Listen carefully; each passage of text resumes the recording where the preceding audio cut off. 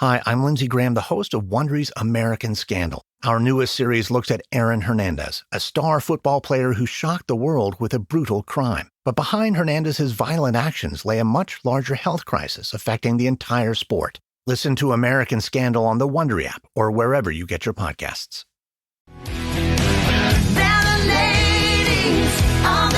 Welcome back, you guys. This is our fourth part of, we don't know how many parts of the Watch What Crappens and Reality Gays Holiday Spectacular Gay Crappens. You're here. If you're still invested after this many episodes, you're sick. Yeah, or you just need your family to leave you alone. It's true. If you didn't notice, we are covering the acclaimed Lifetime holiday movie, Ladies of the 80's, A Divas Christmas. Yes. Not a semicolon, a full colon. Full colon. Yes. My name's Matt Maher, for some of you that are listening, and with me I have Ronnie Karam. Hey, hello, Ronnie. Hello. Well, hello. Ben Mandelker. Is it Mandelker? Mandalker. Yeah. Mandalker. Hi, everyone. How do you pronounce your Mandalker. name, please? That's And okay. then- It's what happens. And then some bitch that just walked in, Jake Anthony, I just a.k.a. Poodle. climbed out of a dumpster, so I'm here. So great the night, story actually. here's the story so far, in case you're just joining us. Okay, there is a young man who is he's going to lose his house, his car, his everything. If he's run out of chances in Hollywood, and he's got to make this production work, and if it doesn't, he has to go back to where he came from. And so he's the only rabbit he can pull out of his hat is to reunite the four women that he used to work with as a child to put on some fabulous soap opera reunion. And if this goes off without a hitch, he can keep his house. But the problem is their egos are so out of control, and they are such big divas that it's impossible to imagine that the show could ever go off, and they're going to need a Christmas miracle for it to work. That is the movie that this is supposed to be, but instead I was gonna say I want to watch that movie. this is a movie of four ladies arriving at a mansion and having a lovely time reuniting. He kind of has a weird career as an actor, but this is his first time both writing and producing, it seems like. Yeah. And he hasn't acted in what apparently he says what he's done half his life, which must have been as a child, because he's maybe late 20s now. What do you think? It's maybe actually 20? It's been 5 years. It's been 5 years since he acted, because that's apparently when he was in school with the director, Nell. So it's been 5 years. Success at Sundance. He's late 20s. She's a very successful short filmmaker now in Sundance. And it does feel like you inflated the stakes, and that movie would have been great. Would have been great. Inflating the stakes. Inflated Where we left off is the cartoon stakes that were inflated. Yes. The women are upset now. The women are upset. There's been a glimmer of ego. Just quit. We're picking up. They've all quit. What would normally be the third act? Yes, and like Poodle, 30 minutes into the movie. Yes. Like Poodle's apartment, we see Lonnie Anderson sitting in front of a hat box having a conversation. A full-on hat box that no one ever uses. I have to say, this has to be part of her collection. She's got the hat. She's got the safari She came from Safari. She came from Safari in Borneo, even though, Borneo's in Southeast Asia. I do know that Jake, when he is a woman, or thinks he's a woman in her mid-60s, he will travel with a hat box. Well, what else? Yeah. If you can't flex. you can't drive a bunch of boxes, strange. Also, I'm going to need several hats that I wear based on mood. So I'm going to need at least 2 to 3. Oh, I didn't think it'd have hats in it. I thought I would just hold your poppers. Well, that's true. And just lots of lube and maybe a hat made of poppers. You can wear it to the royal ascot. and you just pick one off and you just Pick one off. Where we left off, so Lonnie Anderson was just complaining to her old friend who's working at the Gay and Lesbian Center that's that she hasn't exactly gotten an Emmy. Yeah. That she hasn't got an Emmy. And then we go over to Nicolette Sheridan, who's calling her son, who's still in the same suit, and saying that should we get a little insight on why she decided to change her mind? She decided that in the spirit of the holidays, she would let bygones be bygones, which feels a little flimsy, but that's what she did. And the son's like, well, did you tell her that? This movie feels a little flimsy. Everything's a little flimsy, okay? A lot of flimsy things happening. And Juliet's like, if she could leave me when I needed her the most, then how could I ever trust her with knowing that I'm letting bygones be bygones? I was so young. I was newly engaged. I should have been the happiest I ever was in my life. And you know what she did? She stole that from me by not taking my phone call. I had to enter the year 2000 alone. Without any warnings. What was to come? So Donna is watching from her window because Nicolette's like, I'm going to leave. I shall talk to you right outside of my car door until I officially do leave because I don't know how I would talk to you while I drive in a car in 2023. So Morgan is standing above her, like looking down from the window, like, I can't believe she's on the phone.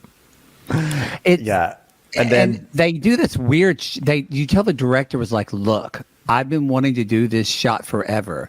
If you lean out the window, cameraman, and when she walks back through the window, you walk too. And it's like we're walking through the wall. It was such a weird camera shot in the midst. Like, you don't see this in Lifetime movies. And you could tell a real auteur took the helm. That's what took me out of this was that. Yeah, really, that's really something. So was it like a drone thing? Or maybe. Was it like one of the, I don't know. Because I remember one time I was like, oh my God, this is amazing that they just put a drone shot in a Real Housewives show. And people were messaging us like, you fucking moron. It's a drone, not a crane. I'm like, wow. They got a crane shot in Real Housewives. I didn't understand. Don't you love it how listeners just don't suffer us at all? Like they'll basically said, you guys didn't know this, but it's blah blah blah. Go fuck yourselves. Well, I think at some point it's just like listening. Like to me, it's like listening to your dad. So you remember that thing? What was it? That show? You're trying to hint each other. That's 100%. I always say our show is like the worst game of $25,000 pyramid ever because he's saying an actress, and I'm like, oh, is it so and so? And then he's like, no, the one who did this, and it's wrong. And somehow I get it, but it's just stressful. I don't get it. And I keep telling Ben, stop setting me up to look stupid. Stop asking me questions. I don't just know the answer. What's the name of that type of airplane that they had in the 20s? Like, fuck you, Ben. I'm like, it's a triplane, this is a uniplane. Biplane. So anyway, so Dana is eavesdropping in on Nicolette Sheridan, who's having this conversation, and by Dana I mean Donna.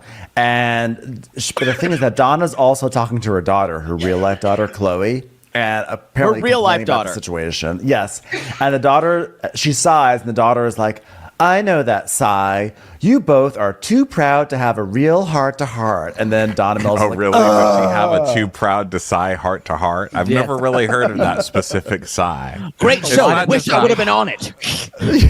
Yeah, she's like, the daughter's like, oh, sorry. I know it still stings 40 years later that you didn't get to be on heart to heart. Oh, God. I'm sorry I stepped on the heart-to-heart joke. I mean, what the hell am I even thinking? It wasn't our joke. It was the show's joke. But still, they made an effort. I just stepped all over it. I got it, but it's mostly that joke would have fit with women in their 50s and above. Girl, I didn't even get that joke, and I'm gay. I'm so gay. I'm so ready for this movie, and I was like, a heart-to-heart joke? Come on. Stephanie I actually Powers? Appreciated it. Stephanie Powers? I believe so. Yeah. It did Heart to Heart just come to streaming? Oh, wait, no. It's the one where they're moonlighting with Bruce Willis, I think. Oh, God. I think I've only seen Heart to Heart There was once. a show. Was it? There was a show. There was a show. That was no Scarecrow and Mrs. King. So oh, my God. Okay. He was part of He was part of my sexual awakening. I only saw the show once. think it's My a funny mother name for a show. loved that show. Who played Scarecrow, Mrs. King? Who was it? Kate. He was his name. I'm doing the she thing was now. Charlie's Angel. Jeremy Kate Irons. Jackson. Kate Jackson. Kate Jackson. Loved her. But I can't remember the guy's name. It was he. Who's Mr. King? Anthony Hopkins. Bruce Boy. God, you guys, I'm getting Bruce gayer even Boxleitner. talking Bruce to you. I Boxleitner. just said Bruce Boxleitner. Boxleitner. Come on, Ron. Like, you guys are literally Ryan giving Philippe. my tongue more girth just from talking to you guys. Wow. It was Bruce Boxleitner and John Eric Hexum from Voyagers that were also part of my sexual awakening. Who he died. Oh wow! So either way, well, so go back to apparently, sleep. Go back so to sleep. Donna Mills. Awakening of sex. Donna Mills apparently has some real trauma about Heart to Heart, but it's okay because if she had gotten that role, she never would have been able to work with the Aarons, Spelling and Sorkin. So Again, a joke that I think it's like people- inside baseball at a Yeah. baseball game no one's watching. You know, Yes. Yes. it's like it's a minor league baseball game. It's like, yeah, it is like they wanted to, not only did they want to market this movie to the gay men, but they also wanted to market it to the Beverly Hills Kiwanis Club. Yeah. Like, just. And Robert So Wagner. inside. Robert Wagner was the male in Heart to Heart. Right. Stephanie Like, Powers. and I and got Robert so Wagner. mad. I drove away in a teeny tiny little car wearing a fez hat. So the daughter is like, she's like, Mom, you have to stop Juliet before she leaves because you might not get this opportunity to ever apologize to her or clear the air with her ever again in your life. Why is Mom, the you ladies why is are the daughter taking so minute by invested? minute. And she goes out the window and stares. Meanwhile, someone's in a spa and doesn't know how to turn it on. That's what I've decided is that Linda Gray went down to take it. And she's like, how do these buttons work? But thank God she never got the spa going because What are you talking about? She's eating a 5-pack from Wiener Schnitzel in there. She's not using a steamer. She's not doing a steamer. She's just eating her fast food in the corner. So there's like the sad piano music. Licking Crisco from her fingers. Just Yeah. at So it. Alex and Nell are talking, and Alex is distraught because it's like everything has turned into a huge fiasco, and This could Nell end is my like, writing and producing career as an ex-child actor. that has Voice never even really started. started. yes, and Nell's like, oh no, but this is your baby. You're the one who convinced the network to film the special. Oh, Something we don't no. know. Something we don't know, and it might have been good to know that. And he's like, well, it's so easy to talk to you. I forgot how easy it was. She goes, well, you could have called me, but you ghosted me, and I didn't have your phone number or any social media handles. He just said how easy it was to talk to you, and you're going to come at him. That's like you're ruining it. But they had to explain why she never found out his mom died. Right. He's not on And- social media. She didn't have it. Yeah. So Alex is like, so they're getting a text from the publicist being like, Wait, oh my did God. he say that? what's- I think I just made that up. Go ahead, Ben. I'm sorry. No, he Well, did. the publicist He did is say texting it. being like, what's going on? What's going on? And he's like, okay, you know what? Nell, I owe you an explanation about why I ghosted you, but now is not the time. And then Nell's like, you're right. Because all I know is that you are not letting the ladies of the 80s down. And yes, I am going to refer to them as that. And if anything, they're letting you down, mister. So arguing about a fight that happened a million years ago, can you believe they would be doing that? But So they're then- still having a problem with things that went down 6 years ago, and they won't talk about it. It's layers. By the way, Layers. guess Layers. who's about to Yeah. have a heart attack if that is really turned on? Linda, because Linda's listening to all this from the steam room. Now, who the fuck is just standing in front of the steam room having a conversation? Not making a Me, sound. because my sinuses hurt and I don't want to have somebody suck my dick. And who's, again, only Matt's there unclogging his sinuses with Yes. someone's dick. But also remember who said, okay, hey, I'm coming to this set to film a show. Oh no, we're all angry at each other. Let me disrobe and take a steam in the middle of the set. We figured this all out. Okay. great. Nicolette's still up by her car, like, I am quitting. Get in your I car, am- Nicolette. She's just smoking. So this Linda is where they're calls them trying. all together. Yes. Yeah, because they tried to create this is where they tried to create a stakes, which is like, what do I do? Cancel the photo shoot? Tell the network that this isn't going to happen? What are we going to do? There's only one person who works in Hollywood publicity television in this entire city. What are we going to disappoint him? We can't let Alex's career down. We can't let his career fail. But there's this also this weird confluence that one of them also says these two belong together. So not only do we have, this is where I get confused. Not only do we have to make the movie, but we also have to forcibly bring these two together, whether they want to or not. Yeah. You know, I know we've had 20 plus years of tension and issues, and I may have slept with your husband or fiance. We'll get to that. But I think what's most important is there are two young people here who are decently attractive, so let's try to get them together. They need to fuck. So then Linda goes into the steam room. So Linda's in the steam room. So Morgan's talking to her, and Linda's like, oh my God, you won't believe what I just heard. I just heard Alex. He's very upset because we're going to ruin his movie. Linda, you didn't fucking know that before you went to the steam room? What do you think happens? This is an economy, Linda. Yeah, I know. It is the rental home. Oh, Jesus. So she's like, I've been thinking. And then, of course, Lonnie's like, ladies, I think we're about to be roped into something, which was the name of my one-woman play that did not receive a Tony Roped nomination. into something. Linda's got on her puppies aren't meat face. What is it, Linda?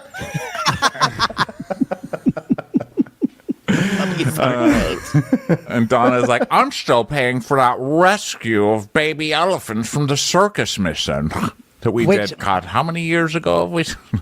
But it already because they all have charities, and it's going to come back in the weirdest fucking way ever. But I just want to say that the circus elephant rescue mission already has higher stakes than this movie. Yes. I was like, now there's a plot I could get behind. 5 ladies of the 80s rescuing baby elephants from circus. Love it. I literally saw a movie there's a movie called Operation Dumbo Drop with like Bill Murray and I think Linda Fiorentino, in fact.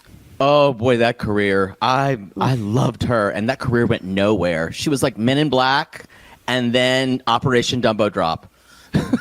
Listen, she's an Oscar nominee. Dumbo movies have really killed a lot of careers. Was she nominated for Last Seduction? Oh, yeah. No, she famously wasn't because it was released on HBO before theaters. But actually, she was, I think, nominated in the '80s for a Martin Scorsese movie. Her career was actually significant. It's one of my Fiorentino. I will not hear the slander. No, I wasn't. I didn't know anything after like Men in Black. Well, apparently you didn't. Apparently. But I'm a big. Last Seduction is one of my favorite movies. So actually, Jake's not wrong. Let's see. Movies: The Last Seduction, Men in Black, Jade. Oh my God, remember Jade? With David Caruso. Yeah. Yes. By the way, when Linda they were like, Fiorentino we're making David Caruso sexy, and everyone's like, oh my God, I can't. A naked ginger's butt. No. I just want to say that Operation Dumbo Drop. Linda Fiorentino is not in that movie. In fact, there appears to be no woman in the movie. I'm looking at the cast; it's all men. It's like Danny Glover, Ray Liotta, Dennis Leary, Dougie Doug, and Corin Nemec, who's Parker Lewis can't lose. Parker Lewis can't lose. Yeah. God, Linda Fiorentino's done a lot. Okay, guys, here's the point. We're watching a movie on Lifetime right now. Okay. Yeah, exactly. So the ladies decide that they're going to do this because young people who are both semi-blonde and hot need help fucking each other or something. And they're actors. They're like, we're actresses. We can just act like we like one another. It'll be our greatest acting challenge. And that's where we get our love letters reference from Lonnie Anderson, which was funny. It'll be our greatest acting challenge. Pretending to really like each other instead of just most of us actually really liking each other. Yeah. Instead of actually pretending we have some backstory that the movie never gave us. Going from having no tension to having a little bit less of no tension. Yeah. Remember that part where we just all quit for no reason? Let's just all join. Let's all unquit for no reason. Unquit. Let's go back. It's a great silent unquitting. So then Lonnie's like, once I faked chemistry in a production of Love Letters with Rodney Dangerfield. I just had to give that line the proper credit because, wow. Okay, so then Alex is still on hold with whoever he's been calling. And Mel's like, you won't believe what the ladies are doing. I just went back to the steam room for no reason. God, I love it down there. So we're in the production office because if you weren't clear, someone just printed the words production office and put a bow on it. Put a bow on the wall. That was actually accurate because that's how production offices look. That's how they look. They do that. They print it out in that font and they put it on there. But that was what people don't realize it was the actual production office of the real. Well, because it was the real production office of the movie. Real production office. Yeah, because weren't they in an actual house? But then now they're in an office, right? This wasn't like a home office. Didn't it have a clear glass window in it? I feel like the production office is his office. I thought it was an office in the house. Oh, I thought it was an office in an actual. I thought No, it's an office. It's supposed to be an office in the house. That was the office he was writing shirtless in. Yes.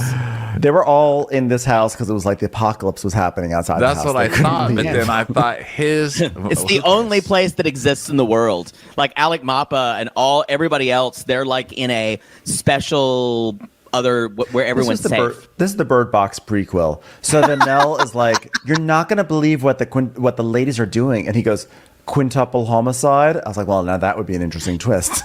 Yes, I enjoyed that part of it. It's time for a commercial. It's time for a Crappens commercial. Step into a world of non-stop action on DraftKings Casino. Play the classics like blackjack, roulette, and slots. Plus, enjoy exclusive games you can't find anywhere else. All you have to do is sign up, select the offer, make your deposit, and start playing from a full suite of games. Download the DraftKings Casino app now and sign up with promo code CRAPPENS. New customers can get a deposit match up to $500 in casino credits when you deposit $5 or more. Only on DraftKings Casino with promo code CRAPPENS. Gambling problem? Call 1-800-GAMBLER or visit www.1800gambler.net. In Connecticut, help is available for problem gambling. Call 888-789-7777 or visit ccpg.org. Please play responsibly. 21 plus. Physically present in Connecticut, Michigan, New Jersey, Pennsylvania, West Virginia only. Void in Ontario. One per opted-in new customer. Min $5 deposit. Max match $500 in casino credits, which require one-time playthrough within 7 days. See terms at casino.draftkings.com/playerschoice for eligibility, terms, and responsible gaming resources. It's almost that magical time of year. Speaking of, what's your favorite Christmas story, Ben? Hands down, The Grinch. Same. It cracks me up that he hates all the merriment. Right, and he steals everyone's presents. But then it's like so heartwarming at the end when like the whole town is still singing and he realizes that there's more to Christmas than just gifts. Oh, I know. It hits me right in the feels. Best part is, Wondery has a new podcast starring The Grinch. And I think there's someone who wants to tell you more about it, Ronnie. Hi, it's me, the Grand Poobah of Bah Humbug, the OG Green Grump, the Grinch.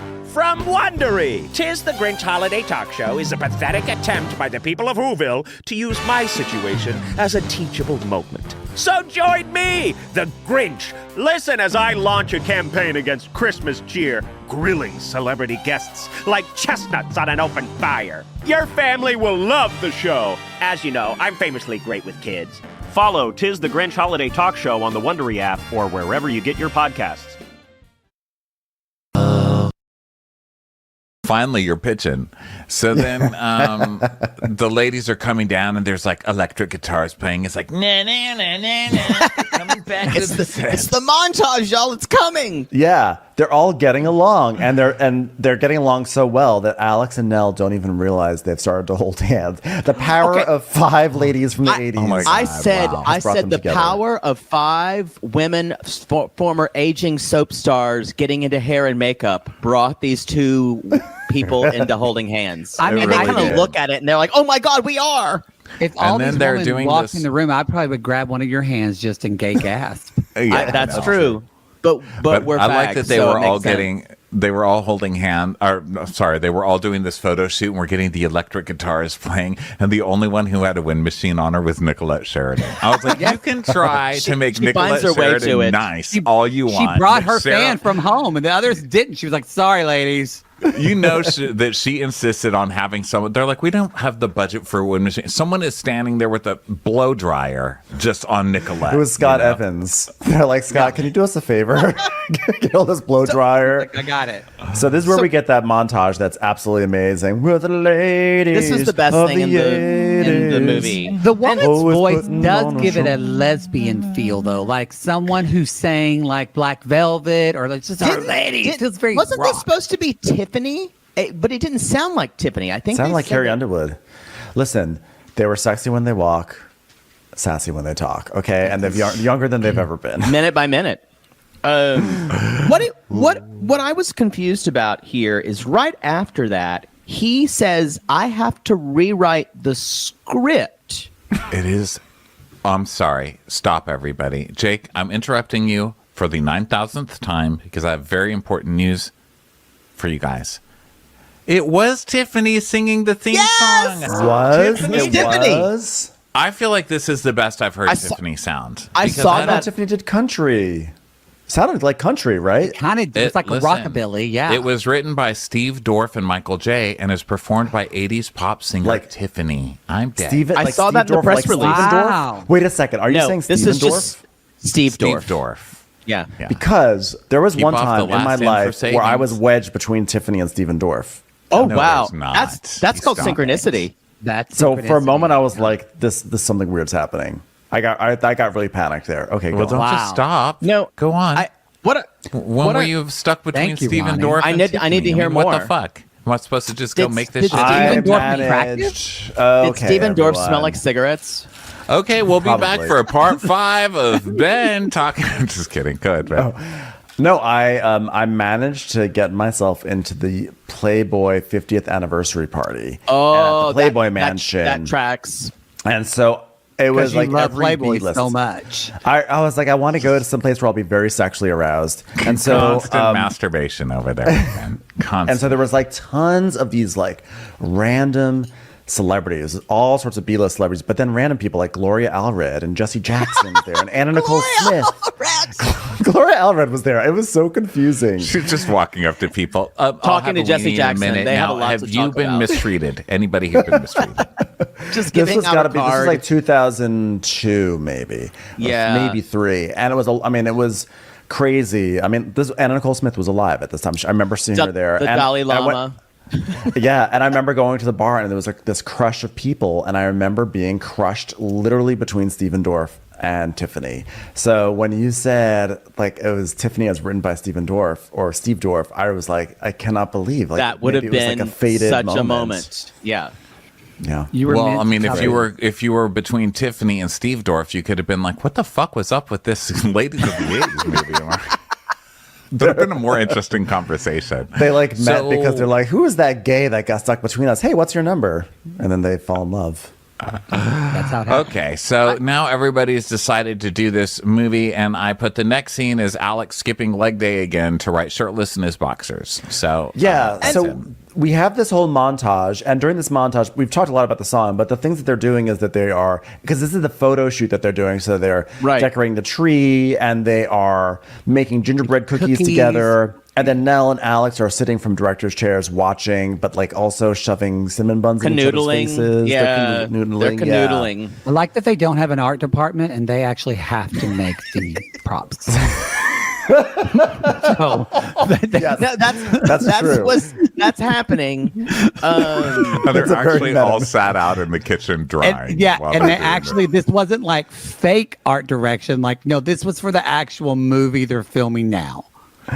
And there's like a lot of like this very simple. There's a lot of this like their backs are to the camera, and one by one they turn around holding like a stocking.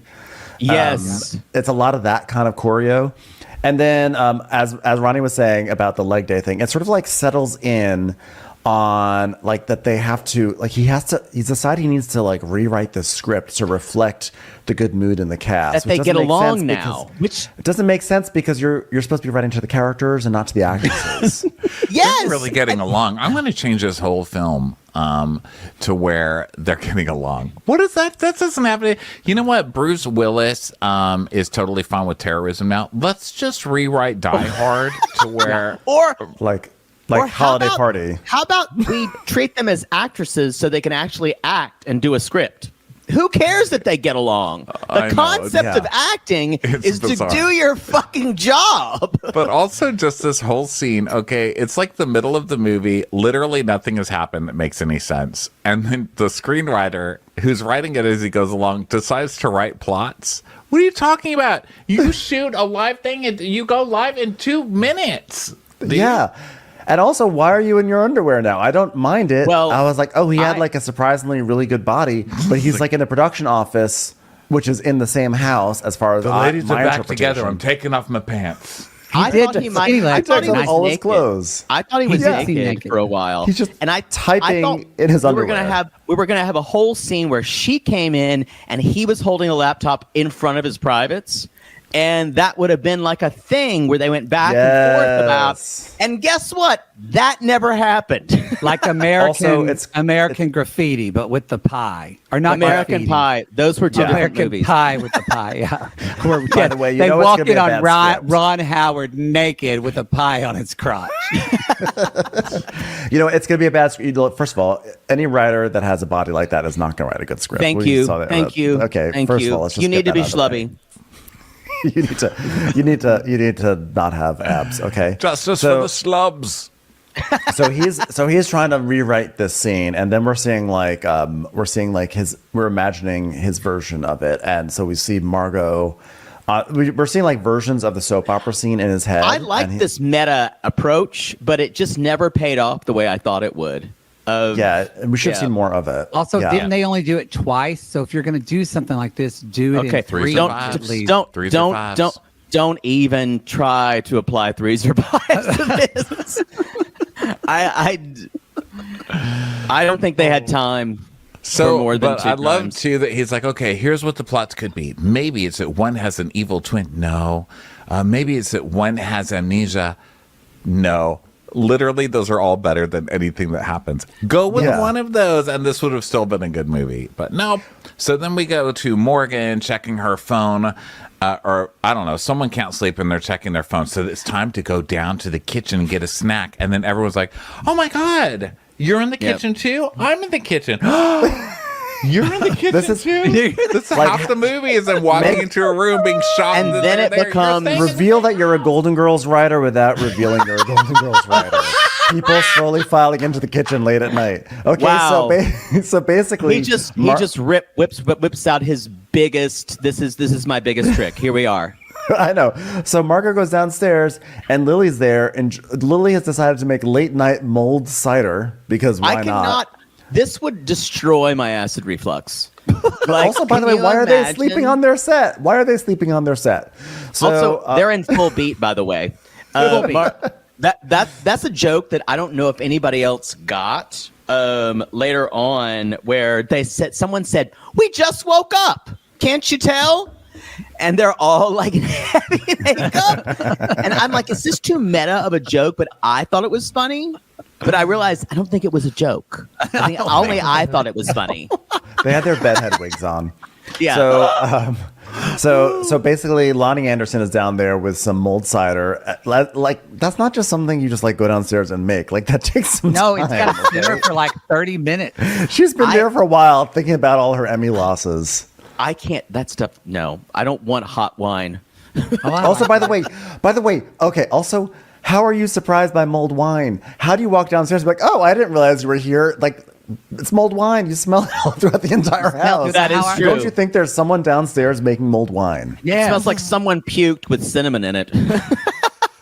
So the ladies gather. Nicolette comes down too, and so they're talking about, oh my God, isn't it? Don't you miss swapping stories over craft services, guys? And then they talk about how they used to be able to eat whatever they wanted without gaining weight, which is a bunch of bullshit. Okay, I don't know whoever has lived in LA and just been like, oh my God, remember that time when we just ate whatever we want? No. Nobody has done that and been. You have a in soap diet opera. at Sorry. age 12. Yeah. There was also like an attempt to give Morgan Fairchild's character like some backstory or some personality, because she's like, I always make sure to wake my kids up with the smell of their favorite traditional English fruitcake wafting through the house, just like my mom made for me. So I thought Alex and Nell would like it too, because I guess she's gonna make fruitcake now.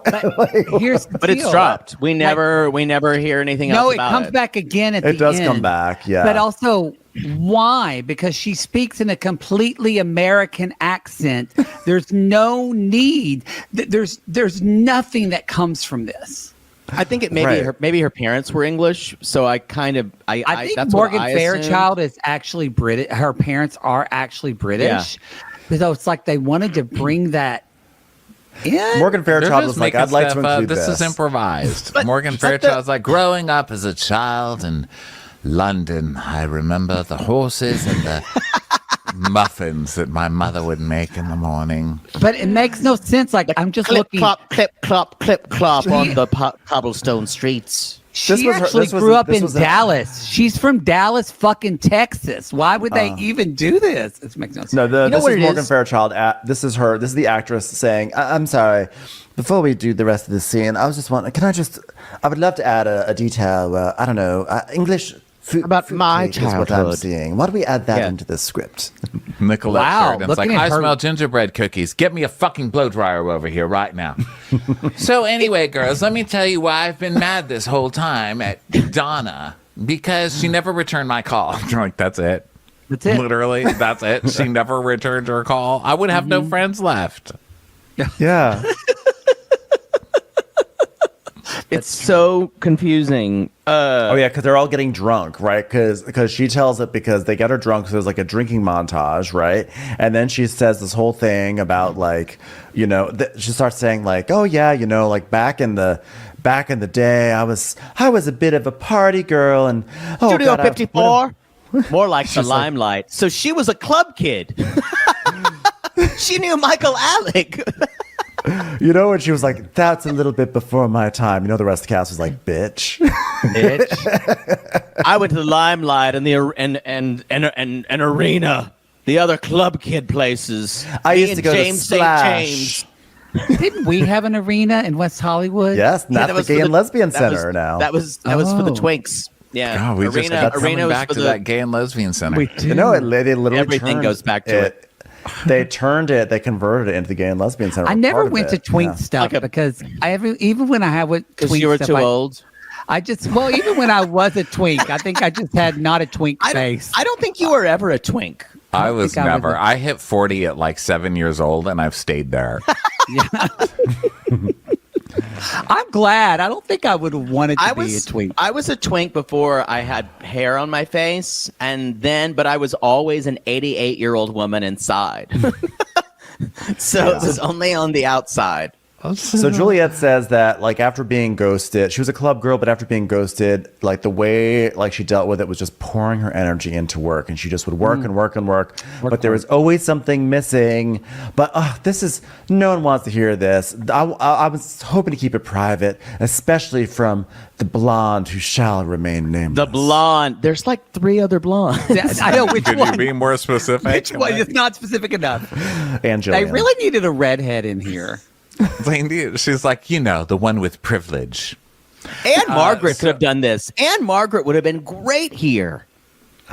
Oh, you know what? I think. I think there you really could been- literally say that in any movie and it would work. And Margaret would have been great here. Yeah. How about the mom from And Elf? Margaret would have been great. Oh, the mom from I would Alf. agree with you on everything. On every single point. Not Willie from Alf, because I think he got like arrested for like child molestation or something. Well, he's also no longer with us. But yeah, Willie from Alf had like an actual crack issue. Yeah.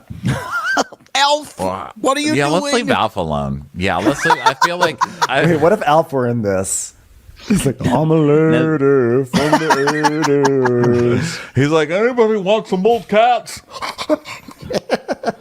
Didn't he eat cats? Wasn't that Alf's? Yeah, thing? that was Yes. Weird show. Okay, back to this. Give the old guys. Alfer a hug. So Donna is like pretending that she just heard something fucking scandalous, and they called her a blonde lady. So welcome to 2023. So she's like, "Well, I heard you in my room where the vent goes up. So would you mind if I film this and post this to my story?" Because I of don't know who social plugged media. Donna in, but she's very animated from this point on. Yeah. Very animated. And then we just hear someone singing "Oh Christmas Tree" in the distance. Oh, Christmas tree. Oh, Christmas tree. And like Yes. slamming And walnuts she's down. And it's Nell in a different room. Nell doesn't seem to realize there's 4 other women awake right now But in this the kitchen. tracks with your theory, Ben, that if this is actually a continuation of the story of Nell, she would want to like beat walnuts open like she did in the wood to eat. There you go. Progressing. Yes. Yeah, so now for whatever reason, Nell is furious. So she is angry or sad? I was She's so mad about it. confused. Well, because I she's don't like, know. I went from Sundance to this. And so she's... But so she's gonna cracking get paid walnuts. regardless. Also, isn't she cracking the walnuts incorrectly? Aren't you supposed to put the walnuts in the mouth of the nutcracker? Yes, And you then- are. Yeah, she That's was the way it's smashing supposed them to be with the done. bottom of the net. So this doesn't speak well for her directorial skills. No. So she's banging the walnuts, totally unaware that there's 4 women in the next room over gossiping over mulled wine. And so the women all come in, and she's like, "Oh, did I wake you?" And Margot's like, "No, did it look like you just woke us up, bitch?" just woke up? No, because Yeah. you're all Sauced on mulled yeah. wine. So she's like, I'm going to make a story of this for the social media. People will love it. And they're like, are those real friends or are those just computer friends? Oh, Computer friends. Now, what is interesting too, like the plot line, this happens a couple of times where they're like, they sit down and they say, "This is about Alex, isn't it?" And Donna says, and she's like, "How did you know?" And then Donna says, "Something about how you cracked that nut," Like a maniac. which felt like a gay pun of semen joke, but sure, Something whatever. about how you crack that nut. Well, the other thing about this is they just assume this isn't career related, that it's all about a boy. all about a boy. Right. And it's just not, it's like she's now being reduced to how she figures into his world. And they're like, she's like the manic pixie dream girl, except she's sort of Yes! just like the blase pixie whatever girl. and they start to, yes, and they start to talk about it, and you think, okay, are we going to get like in this movie like a little bit of like character vulnerability, a little bit, and no, because Morgan just says, "We don't have time for this. You two need to be together," and that's that, and that's kind of how we just affairs of the Sort heart that can up. be quite complicated. Yeah. She's like, well, here's the story between me and him. We made movies together. We became inseparable. Then he kissed me. And ain't that all a girl wants, really? And then we kissed Romeo and Juliet style. And the next day, he dropped out of college, quit acting, and texted me. He's sorry. And that's it. Let's just say the kiss was better for me than... You know, Romeo and Juliet ends with them both They dead died. after Yeah. they make out, right? And- So what were you expecting? Did you finish your degree in theater? Again, I don't think he did. you delivered that so much better than she did. did that really well, Ronnie. That was really It's good. just like this lady. It's like, I'm a lady. Y'all, All I really we're- care about is a man. I went to Sundance. Now I'm trying to sell cinnamon buns. And every day I just think, what is that chicken-legged man doing with his life? What's a Romeo and Juliet kiss? Is that tongue? No, Romeo and Juliet, they just did a little tap. I think it's tinged with poison. Because, when she just, Yeah. Well, she's like, so then Oh, you left that's none for me, true. Romeo. You left none for me. That's true. And honestly, it is difficult to get through Romeo and Juliet. Not going to lie. That shit is I can only boring. watch the Baz Luhrmann. Morgan's like, honey, that's not how l'amour works. You don't get to choose who you fall for. And then, of course, Nicolette Sheridan's like, listen to her. She's had 5 husbands. So then Linda's like, listen, we all know Alex. He likes you. He's a little closed. Some would even Little say closed. closeted. But when men are closed, they need a little nudge, okay? So, like, it's time to get past the friend zone. So now, then, of course, they're like, ladies, are you thinking what I'm thinking? Yeah, my career's in the shitter. I can't believe I'm doing this. but also about the two of them. Not really. They're both boring and bland, and I can't wait to get them out of my face. If you want to All right, I'll just say it. If you want to get a man nailed down, here's what you need. You need determination. And then Nicole's like, you need integrity. And then it's like, you need vitality. It's like, you need none of these things. Okay. And you need to change every single thing about yourself, Grease style, because that's how you get a man. You change everything. Appearance. You change your entire appearance for him, Be sexy. and that's how you get him. That's all the man wants is a sexier woman. That's the message of the film. Commercials. Here comes one right now. And Right so now there. after they've all stood up for different adjectives, then we go, it's like the next day, and Alex is still shirtless. He's still in his boxers, and he's still Thank pacing God. around. I know, still trying to figure things God, out. his beautiful chest, Beautiful. and his clavicle. So Yes. he is in his Clavicle. Oh Hey, yeah. you guys, who are these people? They're the ladies of the 80s. Can So now we get another Ronnie, musical can you- montage. what do you think that cover would be like if Patti LuPone sang it? The ladies of the 80s, taking notes and walking in the world. Now, ladies of the 80s. So Alex is in his underwear in a room in this set, and he's like, he texts or calls, and he's like, "Hey Ned, I'm in my office writing. Can you come and find me when you have a minute? I'm in my underwear. Don't you worry." And in the Fucking meantime, weird. This Yeah, is it's such an HR thing. You're right. put on your sweats. Put on your sweats. Take them off. Show us your dick, skinny legs.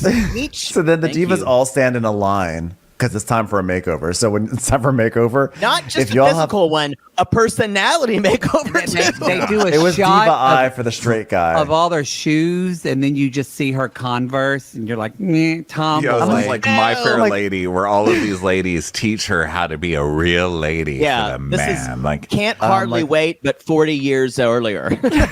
Yes. I literally can't hardly wait because chicken. Okay, I'm living minute to minute here. I don't know if you've like- listened to the lyrics of this song, but I can be over any second. But also, you guys are on a production schedule. What are you guys doing right now? So Right, they you all should be learning your lines. Yeah. So then they're like, okay. So Lonnie Anderson's like, okay, you have to give it more of an effort. And since we're on the slopes of Aspen, you can start by getting rid of that ski cap, because they're like, oh, the ski cap is a problem. But here's the thing. She has not always been wearing the ski cap. It's not like she wears the ski cap in every scene and it's awful. Worn it twice. She's actually, worn it twice. Like, oh, I'm so glad you put the ski cap on because we need to take it off of you. That part of the makeover is now done. And then we have see to Linda give her a teaching blonde. yoga. Yes. Oh, I'm sorry. Go ahead. No, it's good. Go ahead, Ronnie. Linda's like, oh, you need to learn yoga to keep a man. No, you fucking don't. Where is this coming from? You have to And get she's like, I can't do bendy. yoga. What? Blonde So- what? You have to get. She has to become a real blonde because the purple hair is way too Right. edgy Yes. for our red-blooded Australian. That's too want everyone to alternative. be Unclip blonde. that purple. And you have to talk better. Morgan Fairchild's going to teach you how to talk better because girls need to talk enunciate. better. Gonna Enunciate. Henry Morgan Higgins you. Fairchild. And even though you have a film at Sundance, you can't write. So I'm going to give you a journalist, Nicolette Sheridan, to teach you to write descriptively. Write a passage. This That was wasn't my good. Write favorite. another passage. Okay, you write the second passage better. Of all of them, that was the best. Nicolette Yeah. Sheridan being like, It was This like she is was how you Posh write. Spice, and they didn't know what to do with her at a Spice Darling, Girls a concert. writer writes. A writer writes. so what the hell was that? Someone hand Nicolette Sheridan some paper and a pen. That's her talent. Yeah, that's her writing talent. in a journal. Yeah. I would have imagined this if this would have been like a mousy girl with horn-rimmed glasses. She Right. was the one, The classic. and frumpy. But I don't think she needed a lot of makeovering, and I don't think they really She did didn't a get lot. much of a makeover. I know. There wasn't time. They were stuck in a mansion. I'm surprised that like her makeover wasn't gingerbread cookies in her hair because They- they were running out of resources. Why didn't flipped they her make her hair look to a like side her? part? They put her hair to a side part, and they just put more blush on her and lip color, and then darkened her eyebrows, and that's it. And then that's it. suddenly he sees her and falls fucking in that love. pantsuit was cute. I would He wear finally the put fuck on out of that pantsuit. Wait, by the way, I just want to say this also. During this montage, while this is all happening, it keeps cutting to him being like, Nell, where are you? I'm Where in my is she?" I'm in my I'm like, underwear. We should Walk have a out your meeting. fucking door. Walk out. You're in the same house. Walk out the door. You can hear everyone outside there. Might go I up to her. suggest if you can't find someone in that house, go outside the steam room because someone is always fucking around there. And how long did this take? How long did this montage of this makeover take? 45 minutes? Yeah, Well, you know what? They didn't have a script to learn, so why not? You That's know? true. She's never going to be able to sell another cinnamon bun. People are going to be like, I'm No. sorry, but aren't you too refined? Did you just write in a journal? Oh, you're too good for this job, ma'am. I would take a cinnamon croissant, but not a cinnamon bun. So The they put glass her in a ceiling. cream. Oh my God, do I have some glass in this croissant, in the cinnamon bun? Because the glass ceiling has been shattered. But you know what's also funny? So the makeover ends with her. They put her in like a cream dress. Like there, now you're in a cream dress and you know how to speak like a civilized human being, and you know how to wear makeup. Enjoy this cream dress. And then she goes. You're to a his office, girl but now. But now she's wearing like just a red strapless dress and The her hair is red done. with a slit up. It was a Isn't it pantsuit. 11 a.m.? Where It was a did pantsuit, which I enjoyed. Where did they get this? Is this kinda from one like of the that. women's? Is this from one of the women's wardrobes? Because it doesn't look age appropriate for any of them. Oh no, it looks very much like Cato or like a casual corner I wish- workwear. I wish the Mandy Patinkin guy came in and just was like, "Here, this was my wife's. She would want That you is to a very have this." pretty dance suit.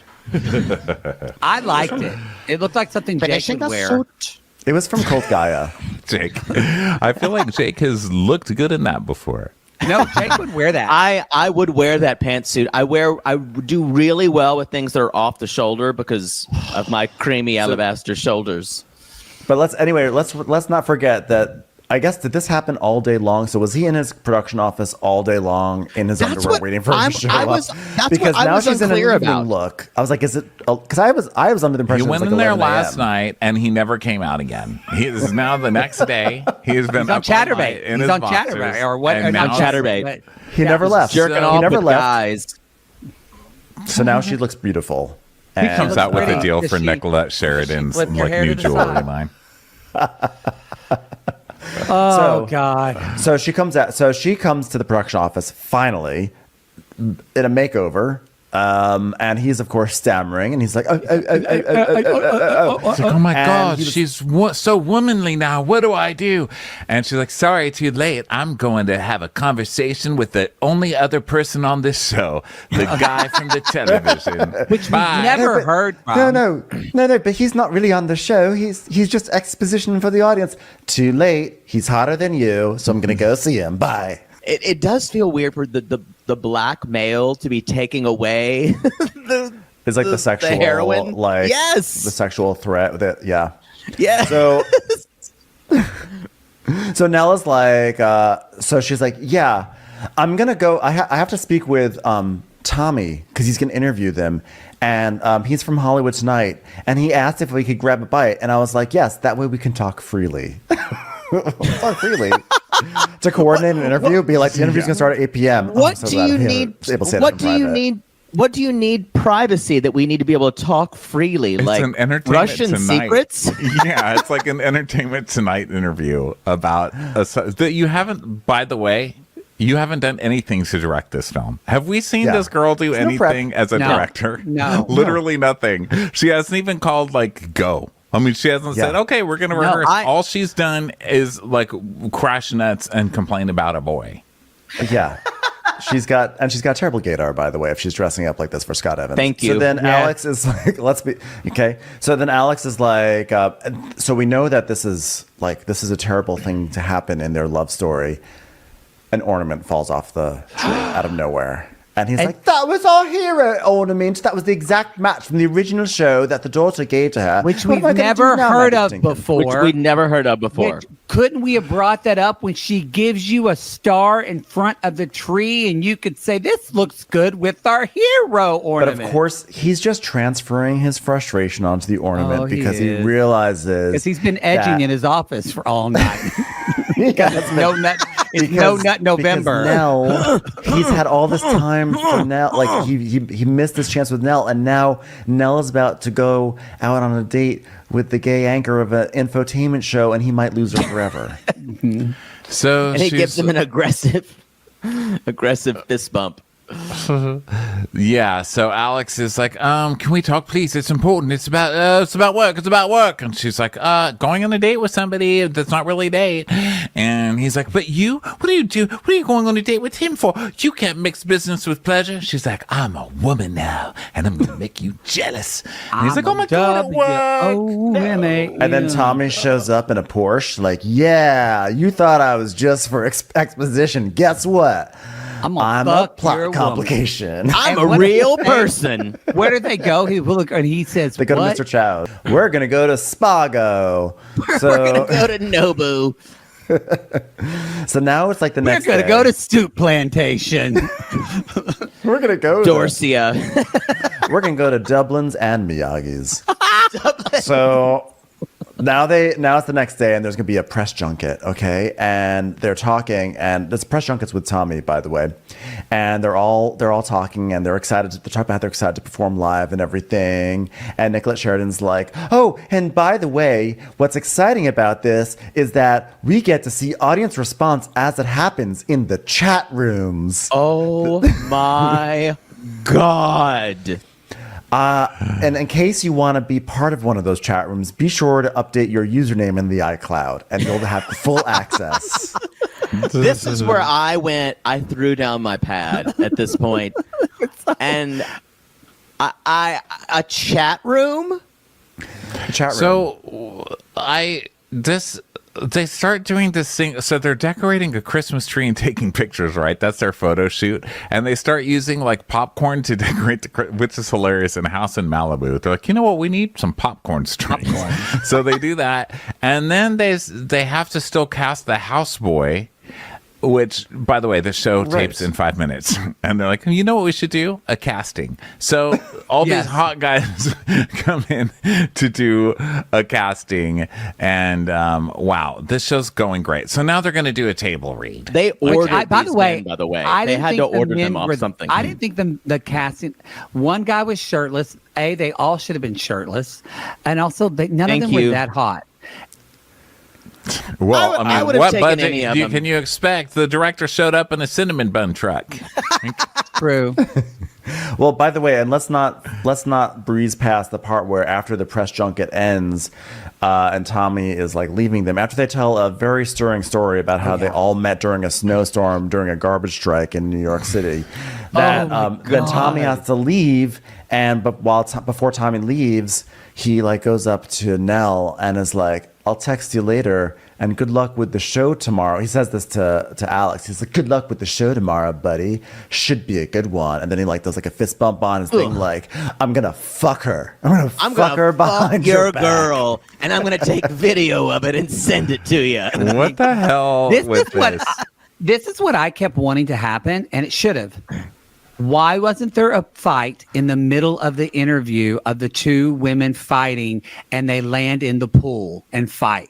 Thank you. That is what should have happened. No. Well, they had that in the fighting montage from the past, where they showed them slapping each other. One knocked the other one into the pool, and there was a hot guy to. That was very funny when Nicolette Sheridan was rescued, and she just went, "Oh, yeah." Yes. By the way, this is what they should have had.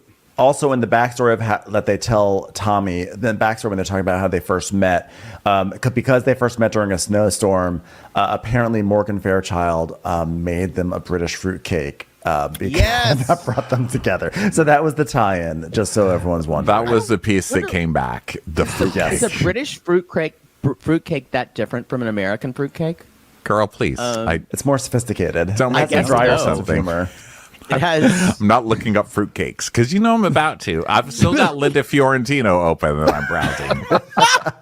Has Linda Fiorentino ever eaten fruitcake? Don't you watch the Great British Bake Off, Ronnie? Aren't you into that? I've never watched it, but I do. Yes. Maybe it's got mincemeat in it. We've covered it a couple seasons I missed or something. this past season, yeah. But I don't watch them all the time because I really want to concentrate.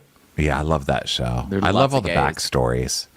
It's like I play it. What was like when Benny's like, I live on the boardwalk with my daughter, and I play tubas in her family band right by the window, open to the boardwalk, so everyone can hear us while I make chocolate chip cookies. What the fuck? And then they cut to him like playing a tuba in his apartment, and his daughter like playing a violin. Like, This is true. They're the nicest motherfuckers in the world who are on that show.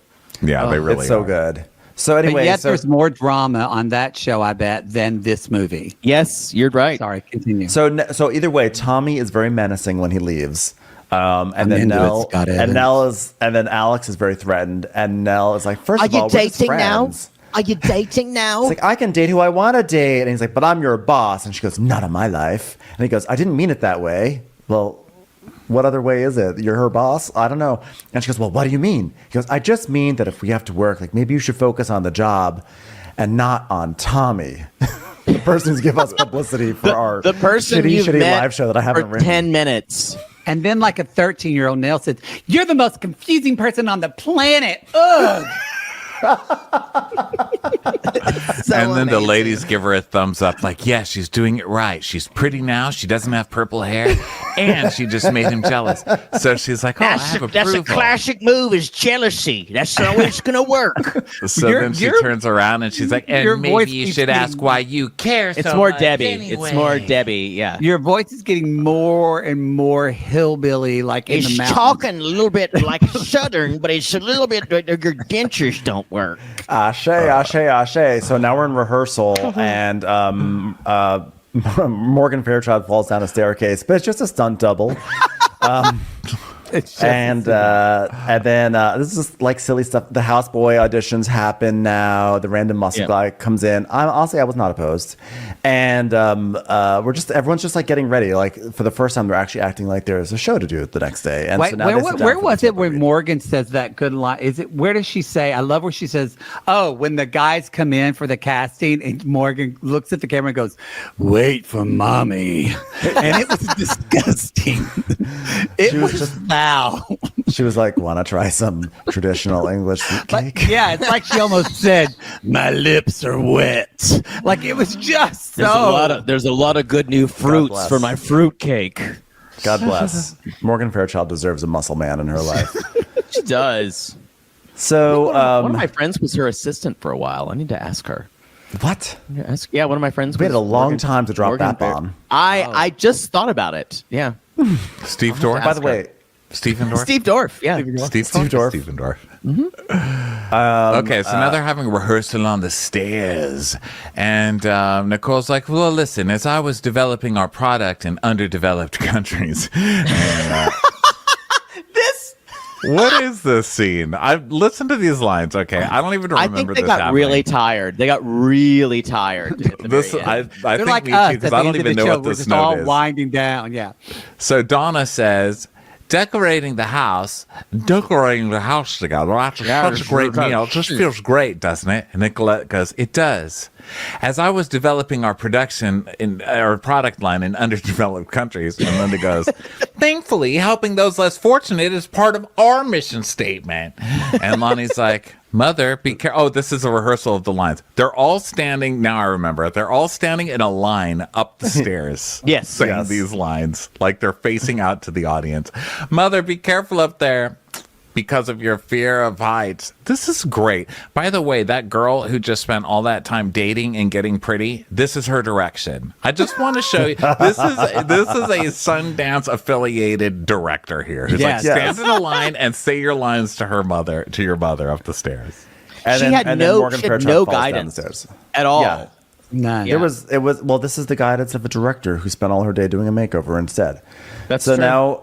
Now they're all sitting around the table going over their lines, and Juliet is like, I missed you so much. We really should get together more than just the holidays. And then Alex is like, hold on, wait up, everything's fine. Why don't you ladies take a break? I don't really even know what's happening in this scene. I don't either. No. Like, we don't need you. We don't need it doesn't you for even this make scene. sense anymore. They're like, I know what to do. I'm so sorry. I got it's lost. so obvious. We need a reconciliation scene. So basically, let's do it. The issue is that the lines are not working. Okay, and Alex terrible. is feeling it's not working. The for some reason, this soap opera reunion, it's just not working. It just feels like they're reading their lines, but they're not really feeling their lines. Or they could just act like they're being paid to do, like actors.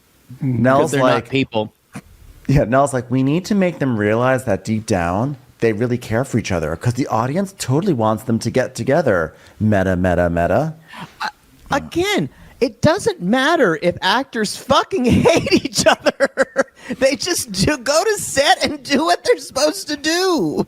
Yeah, you But know he's what like, we people can make want to it watch a happen. soap opera? To see people get along. That's what we need more of in this script. Yeah, that's why they watch Housewives and 90 Day Fiance to see. Exactly. So now, are we in bed yet? So let me see. Alex is like, I'm going to redo this. I'm going to redo this scene, okay? And I want them to make up in real life too, because this is all acting. I'm like, these ladies are like literally getting along. I'm not really sure why they keep telling us they're all not getting along. They're like, that was such a great bonding moment. You too. Oh my God. You know what we need? More hugs. These ladies are not in love with each other. You know what I think we need? I think we need a text montage where instead of actually letting the audience read the text, which is the whole point, we're going to speak the text all aloud as we're texting everyone. Yes. So basically what happens is that Alex decides that he's going to write a scene to help foster a real life reconciliation between Nicolette Sheridan and Donna Mills. So now it's nighttime and everyone's reading the script and everyone starts to text and we see their text on screen. And I don't know if this was an in-joke or just sloppiness, but all their texts have their real actress names on them. Yes. Which I was like, did anyone fact check this? It said like Lonnie, Morgan, Linda. That's funny. Oh, the That text was meta. actually said that? The Yes, text they said did. their names. That is funny. So now they're... They did this in 3 days. No art department. Wow. Okay, so now the lady... Now what are they doing? Now they're So the walking around texting- in pajamas. Right. Well, because they're talking about like the ladies are really just concerned about the youngins getting together. Yeah, They're they're like, I guess our concerned makeover was a little too successful. I think we need to go to plan B. Any ideas? Sounds like these kids could use some motherly guidance right now. And so the TV episode isn't really that important anymore. It's about helping. It's never the been kid. important. It's about the young people who are already hot fucking whoever they want to be able to fuck. I mean, Jesus Yeah, Christ. Morgan, forget that money she needs for her dead husband stealing. She just needs them to smash. gosh. They basically said, "Let's talk about you and Nell," and he says, "I hurt her. Then my mom died." Okay, so yeah, this is where we find out that the reason That's he it. ghosted her and left school is because his mom died, which is, Yes. you know, I mean, a good reason. I guess but you there's like can't nothing argue with it. shameful. Yeah, you can't argue with it. But why not when he first saw her and she says, "You ghosted me"? Why wouldn't you say, "I know, I'm so sorry, my mother passed away"? It's not like Right. it just happened. What? Who's ashamed of their mother passing away? It's the weirdest. This is a weird plot. I'm sorry. There's In also a movie of weird plots, this one's really weird. This was really strange. It's only surpassed by the reveal at the end with Donna Mills about the husband. Right. But Well, so then Alex basically says, well, he's telling the women because they're all now being like mother hens to him because and there's well, like not mother sad hens, but, like, sitcom music all the way through this. Right. And he's This like, whole scene. you know, we still connect, but I think it's a little too late. I mean, did you see the way she was looking at Tommy? I was like, she talked to Tommy for 5 minutes. But they do not like. He's a guy, so he doesn't know anything. He's like, what? He doesn't know anything. You I mean, think it was she weird how likes they me? even walked in when he was just laying in bed and they all walked in and sat on his. It was weird. Oh, yeah. I think the incestuous vibes are too strong. I think this man is way too close to these women when he was raised. But I did like this. So Morgan's like, you know what? Collectively, we've all had numerous lovers, boyfriends, and husbands. And then Lonnie goes, and I kissed a girl in college once. I'm an ally. That was a good one. That was funny. That was funny. And she did it in a way that you didn't really laugh at, but you could laugh at her doing it. She did it in a way where I believe that Lonnie Anderson has actually said. Yeah.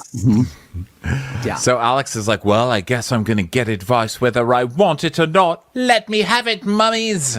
And so then we get a whoosh, and Nell is in bed with music on her, listening to music on her ears. Somehow she's got a listening device on her ears. Her iCloud. She hears something. iCloud, yeah. And she takes off her phonographs that are taped to the side of her Let me head. put down my Napster for a moment. My She's like, well, LimeWire. hold on, let me take this Betamax away from my ear. And then she hears them all partying downstairs. 12 Days of Christmas singing that.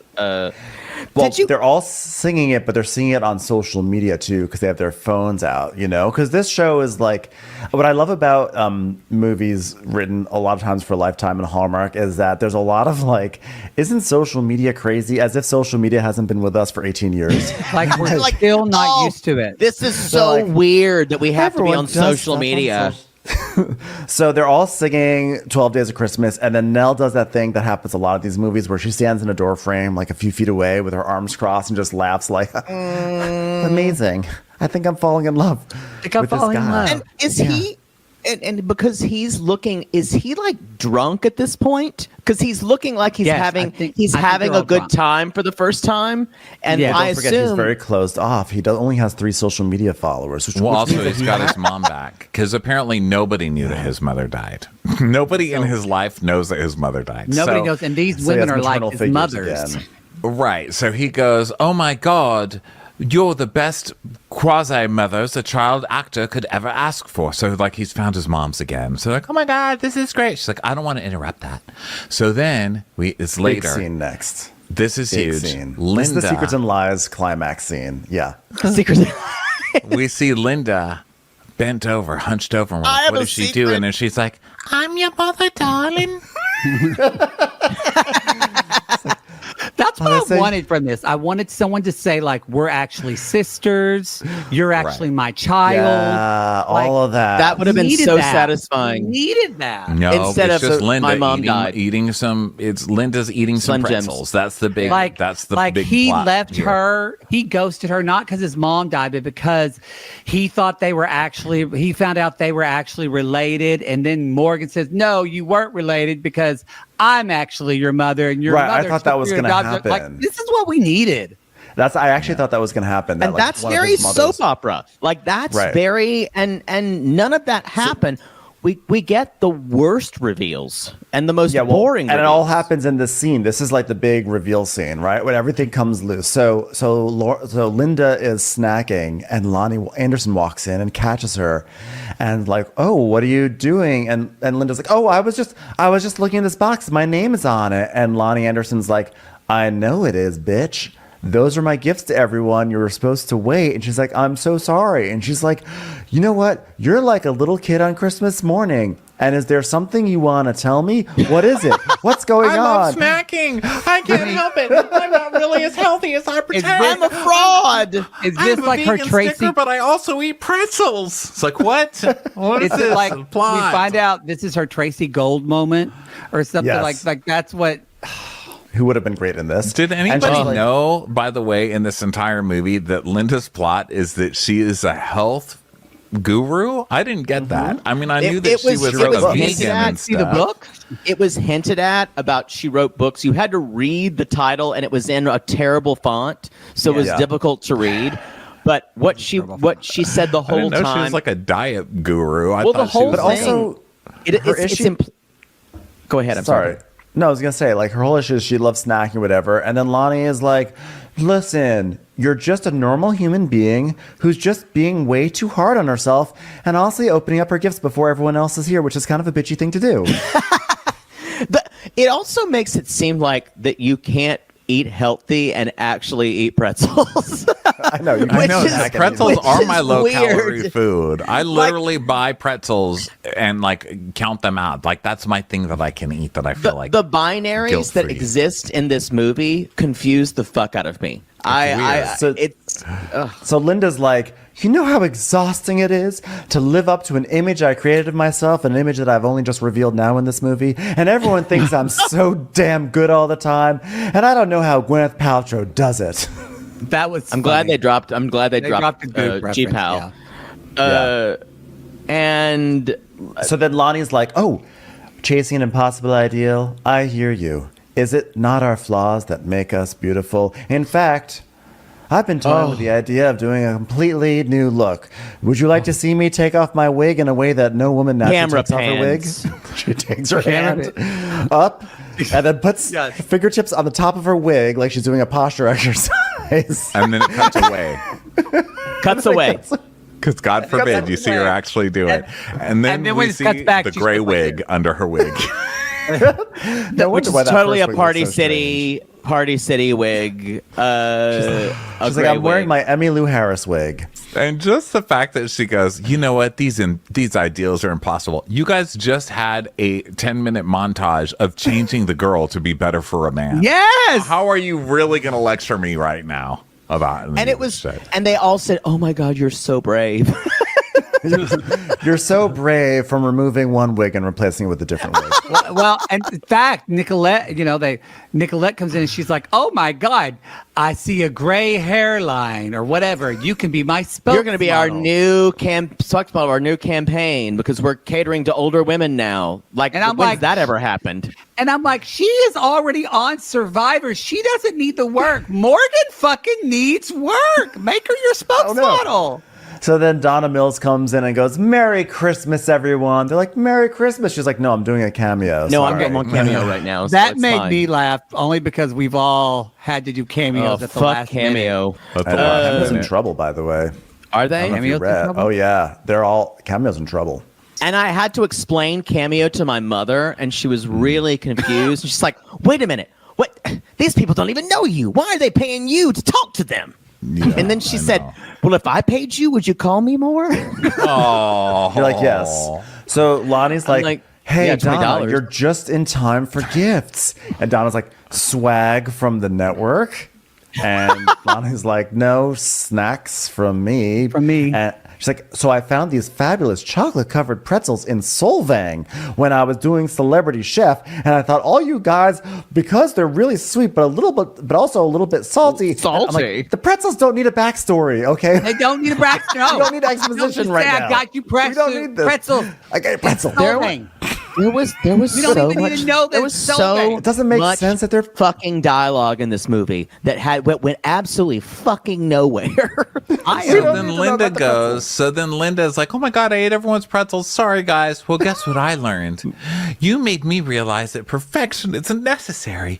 Moderation is. My next book is Mindful Moderation. Okay, your problem wasn't that you were eating too much. It was that you were not eating keto, right? What's the problem? Is it the carbs or the keto? And she ate everyone's presents? She ate everyone's presents. She's a monster. So she's binge eating now. Yeah.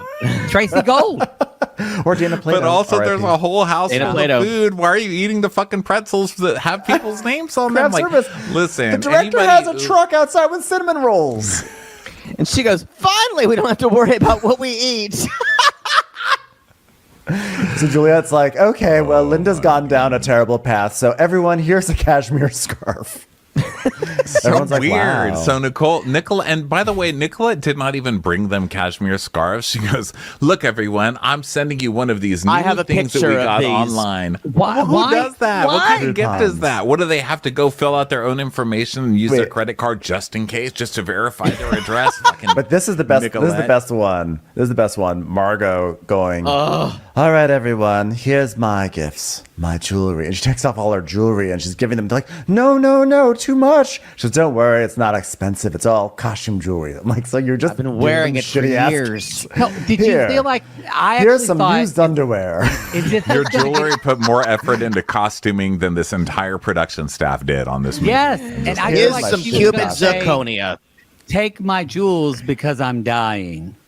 Like Right. that's not. I'm like, is it going to go there? No, it's just But like she went, "Oh, They're all is just- fake. giving you- Sebastian embezzled from me. Merry Christmas. I'm giving you my fake, worthless jewelry." Because I realized, I don't really know what I realized, but goddamn, Linda can eat. Can I get it? Damn. Hold on, I don't like to wear my costume jewelry before I eat snacks. Now let me open up. Oh, I see Linda was here. And I gotta say, whenever she says, because Sebastian embezzled all of our money, everybody was supposed to have a reaction, and everybody looked kind of grieved, like, oh, except for the close up on Lonnie Anderson, and she acted like she just told her that she got a deal on Diet Coke at HEB, because Lonnie Anderson went, oh, That's nice. oh. She's like, so you are given earring, you are given necklace, you are given ear. Linda, take the earring out of your mouth. Jesus Christ. Moderation. Moderation. Okay, she's eating the Christmas tree. Can someone get some help here? So the women are like, is there anything we can do to help? And she's like, you already have. I've actually sold all your outfits on eBay. I just need you to sign the consent. Yes. You ladies have brought me through thick and thin and trying to stay thin, and now I don't have to pretend to keep up appearances anymore, and there's such relief in that. Just the same sort of relief I'm sure Linda has when she bites into a stranger's Entenmann's donut. So then Donna's like, here's my gift to everybody. This Morgan Freeman impressions I'm doing tonight. So she's like, Get all right, busy living or get busy taking my jewelry. So she's like, here's my gift to everybody. Honesty. I really fucked Nicolette Sheridan's fiance back in the day. That's the reveal. Yes. I know you think your husband. And by the way, what a bitch this woman is, because she goes, I know you think I gave up our friendship for my career, but the truth is I gave up my career for our friendship because I fucked your fiance. What does that even mean? What does that mean? It makes I left the show. It was because I fucked your fiance, and I felt so awkward about it. I actually I quit the show, and that's why. And then she's like, forgives that bitch. And I wrote, don't forgive that bitch. Don't Immediately, do that. too. She's like, oh, well, thank God you didn't tell me, because then I wouldn't have married Joe and have kids. Anyway, he sucked. He cheated on me all the time. I wouldn't have had my soulmate, my twink in the suit back in New York, who's kind of a shitty person. But that solidifies, if a mother calls her son a soulmate, that is her gay son. Yes. Yeah. Because my mother calls me that. I know that. That's concerning. And then Juliet's like, oh, it's fine. I never would have married Joe. And I was blind to all his faults and his affairs. And there were so many of them. And that's why we got a divorce. I know we're about 4/5 of the way through this movie, but I thought it'd be a great time to add just a little bit more exposition in here. So then they all hug. And then then Linda goes, oh, wait a minute. I think I slept with Joe also. And then she's like, just kidding. And I went, no. If she had said that and then they all fucked the guy, it would have been great. If they would have all fucked, if she should, that just kidding was the nail in the coffin for me. That meant the movie never took itself seriously. Yeah. And Nicholas, that was hilarious, Linda. Okay, let's cheers by clinking pretzels. Oh, Linda. Never mind, everybody. Okay, well, we're actresses and we can pretend that we're clinking pretzels. Let's all pretend Linda didn't just eat all our pretzels. And then the movie is still not over because we have to now. This podcast. It just keeps going. I just swiped down on my notes and I in my head I said, "Are you fucking kidding me?" No, the movie's not over yet. Well, because now it's time to go live. They've resolved their issues. Because, by the way, you know what's the best time to resolve all the issues with the characters? It's right before the climax. Yes. So, because why do that at the climax or even in the denouement? No. Like, let's just do it beforehand. So, they're all sitting around. Now they're in character because the live special is happening. And they're having this nice conversation around, like, the Christmas table. And it's like, you have created a wonderful holiday, Mother. It's like, you've done such amazing things. You're running your company and making all this beautiful food. You've really outdone yourself, Mummy. And this is the whole conversation. And while this is like going on and on, that like chat Nell, room. They're looking at the chat room. Chat room and frowny iCloud. faces. Frowny Emojis. faces. Yeah. Okay, so then they go. So I'm sorry, I'm reading these notes because they're so wacko at this point. So Nicolette goes. Morgan says, "Well, listen, I decided to spend less time in the office and more time traveling the world, girls. I'm giving you the company. I'm stepping down as CEO, so this company is going to 4 of you." And Nicolette's like, "But there's only 3 of us." And they say, "Who's the 4th?" And she goes, "It's your long-lost sister who I had cloned and gave up for adoption. I was going to tell you about it on our vacation in the Maldives, but that was before we were kidnapped by the evil clan of cannibals." Okay, ha ha ha. So Linda hasn't been on this show before? They don't know that Linda is their secret so sister? confusing. Are you fucking kidding? She just said she fucked a guy from the... I mean, what are you talking about? I thought that we were going to get a cameo. Did anyone else think like Eileen Davidson was going to walk in? Oh my God, I would have died. Linda is a character on the old show. How are you making it that you just cast Linda in this reboot? And also, by the way, Linda was kidnapped by cannibals, but not eaten. Which is that what happened? That's what cannibals do. But I'm furious about something. Did I get it ironically, wrong? Morgan Fairchild did. I read it was this. very She does say unclear. She was kidnapped twice in the 70s. So is she Morgan their Fairchild? long lost daughter? Yeah, she was kidnapped. Yeah. Who was Morgan Fairchild? Was kidnapped by cannibals? When I was reading where she was from, if she was British, the Wikipedia said she claimed she was kidnapped twice in the 70s. But it was the power of traditional English fruit cake Yes. that saved her. It saved her. To be fair, she was dressed like a pretzel, and Linda was passing. So they go cut. So the scene's over, cut, and then they're like a commercial on this. We got streaming frowny faces special. everywhere. Frowny faces. Oh, the chat yeah, rooms. the chat room. Oh God, on from everywhere from AOL to Earthling, they don't like us. to gay.com. It's about to be called America Offline. Am I right, girls? So Nell and Alex are distraught, and then at the table, Morgan Fairchild's watching, and she goes, "Ladies, we're bombing. I know this because I learned how to read lips when I replaced Anne Bancroft on Broadway in The Miracle Worker." That made me laugh. That was a pretty fucking good I one. was not expecting an Anne Bancroft reference. I so I appreciate screamed. that. Michelle Lee, Anne Bancroft. They're all.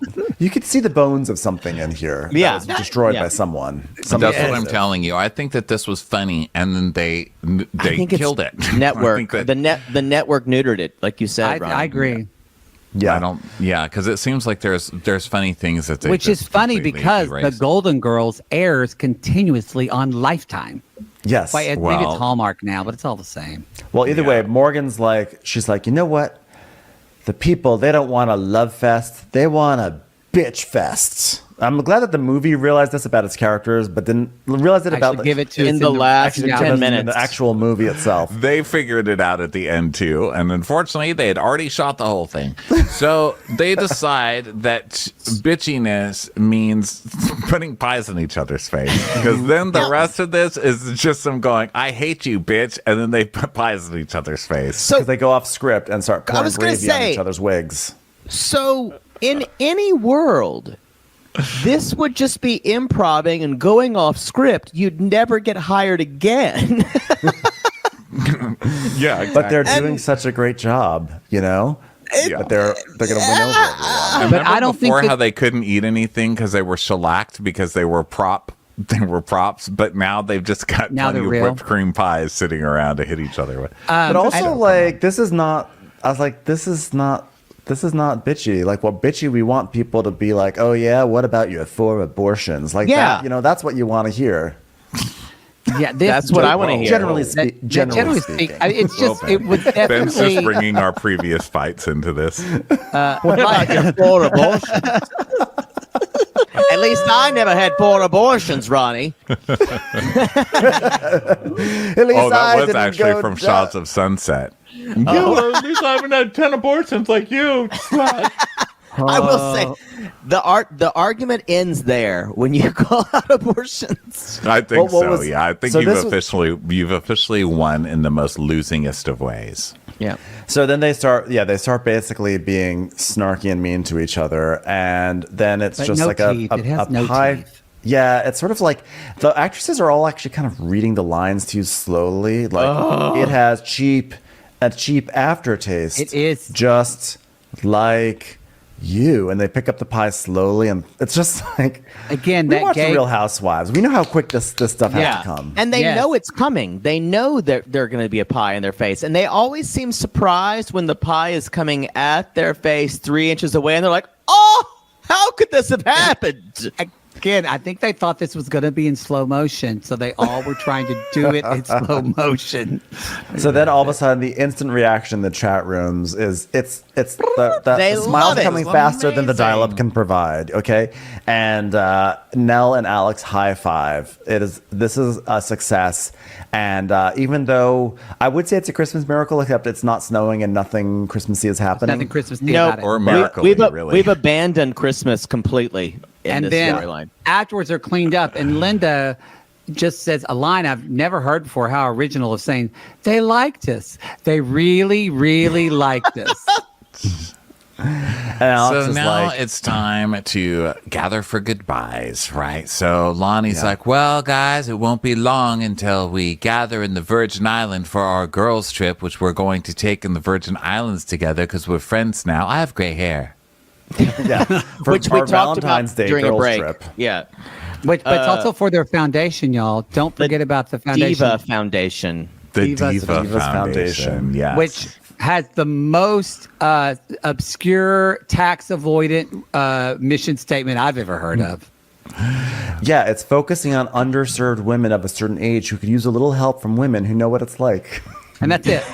What does that mean? Are they sober? What do you mean they're underserved? How old are they? For women who know what it's like.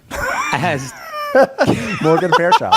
Honestly, I would 100% donate to this charity if it was like, if it were me, I was like, man, I'm going through a tough time. Well, don't worry, Morgan Fairchild is here to help you. I'm like, Yes. actually, this is a great It does organization. feel like the human fund from Seinfeld. Day, you can adopt your own Morgan Fairchild.